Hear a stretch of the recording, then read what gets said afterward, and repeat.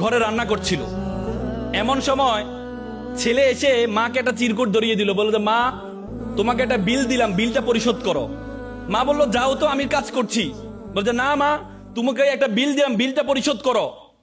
মা কাগজটা খোলার পর দেখলো ছেলে লিখেছে যে মা তুমি রান্না করার সময় বিভিন্ন সময় আমাকে বিভিন্ন জিনিস আনতে বলো, এটার জন্য 100 টাকা বিল।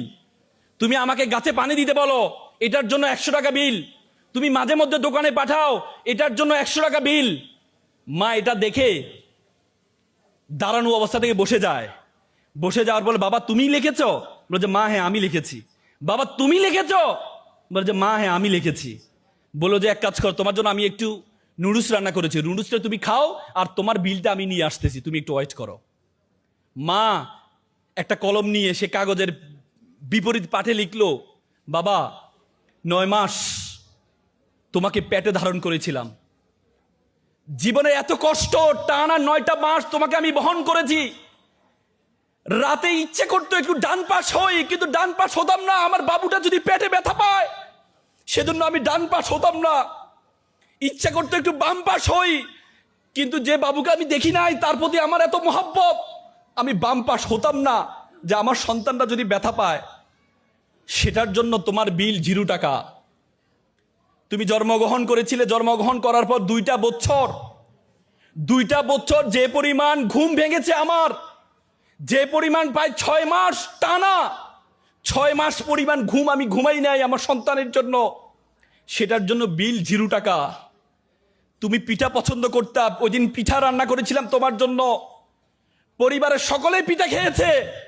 সর্বশেষ একটি পোড়া পিঠা ছিল, সারাদিন কিছু খাইনি, চিন্তা করেছিলাম পিঠাটা খাবো। তুমি বাইরে থেকে দৌড়িয়ে এসে বললাম মা এটা কি অন্য পিঠা, এই পিঠাটা আমি খাবো।